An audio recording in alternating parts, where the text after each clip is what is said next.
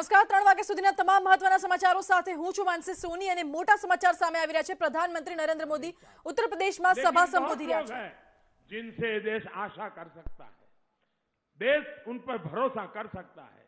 इसलिए मैं ऐसे मीडिया हाउसेस को, मैं ऐसे अखबार वालों को, मैं ऐसे लेखनी लिखने वाले से आग्रह करूंगा, देश के सामने इन तथ्यों को उजागर किया जाए। अब अदालत ने जब न्याय दे दिया है, तब देश के लोगों के सामने पर्दे के पीछे की बातें खोज करके मिलाना, पहुंचाना, मुझे विश्वास है अगर ये चुनाव की आपाधापी न होती तो सब हफ्तों तक ये अहमदाबाद के अदालत का फैसला है, हफ्तों तक चलता। मैं चाहता हूं ये सच्चाई देश के सामने आनी चाहिए। पिछले अनेक दशकों से हमारा देश आतंकवाद का कहर झेलता रहा है।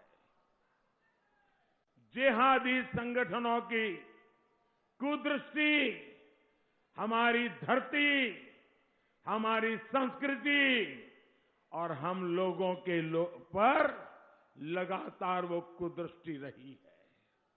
और हम आप सभी जानते हैं कि जब आतंकी हमला होता है, आतंकवाद बढ़ता है, तो इसका सबसे ज्यादा नुकसान गरीब को, मध्यम वर्ग को, उन्हीं को उठाना पड़ता है, उन्हीं को निभाना पड़ता है। जब आतंकी हमला होता है तो सामान्य मानवीय की जिंदगी प्रभावित होती है, व्यापार कारोबार प्रभावित होता है, पर्यटन ठप पड़ जाता है।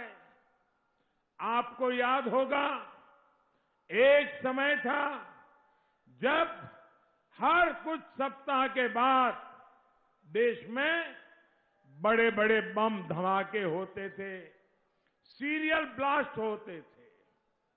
कभी मुंबई में बम फूटता था तो कुछ दिनों के बाद दिल्ली में बम फूटता था, थोड़े दिनों के बाद जयपुर में बम फूटता था, फिर थोड़े दिन के बाद बेंगलुरु में बम फूटता था, फिर थोड़े दिन के बाद हैदराबाद में बम फूटता था, कभी गुवाहाटी में बम फूटता था, कभी लुधियाना, कभी अगरतला, कभी इम्फाल। हिंदुस्तान के हर कोने में कितने ही शहर उस दौरान बम धमाकों से धराए, कितने ही निर्दोष नागरिक उन हमलों में मारे गए। जब मैं गुजरात का मुख्यमंत्री के रूप में वहां की सेवा कर रहा था, तो उस दौरान अहमदाबाद में भी सीरियल बम धमाके हुए थे और उनका षड्यंत्र तो और शहरों में भी था। मैं उस दिन को कभी भूल नहीं सकता हूं साथियों। और उसी दिन जो लोग इन धमाकों में मारे गए थे, धरती खून से लाल हो चुकी थी,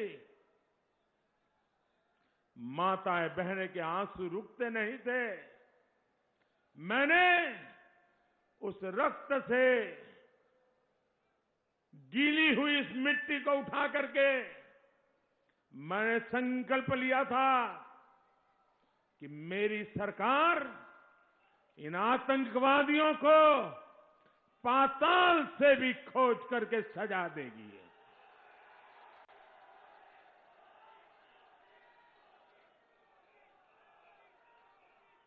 साथियों, आपने देखा है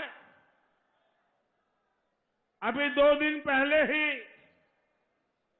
अहमदाबाद बम धमाके के दोषियों को सजा मिली है। जो हम भारतीयों को तबाह करना चाहते थे, उन्हें अदालत ने सजा सुनाई है। अनेक आतंकवादियों को फांसी की सजा मिली है। दोस्तों,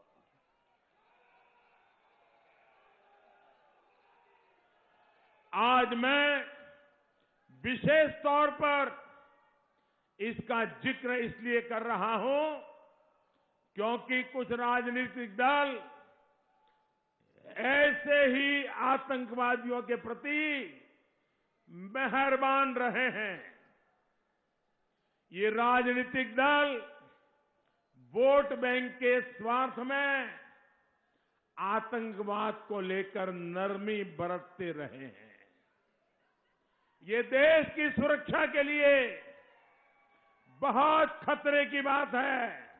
इसलिए हर देशवासी को इसके बारे में जानना जरूर चाहिए। साथियों, और ये गुजरात में बम धमाके हुए, कभी आपने सुना नहीं होगा। इस बम धमाके कैसे धमाके किए गए थे? दो प्रकार से किए गए।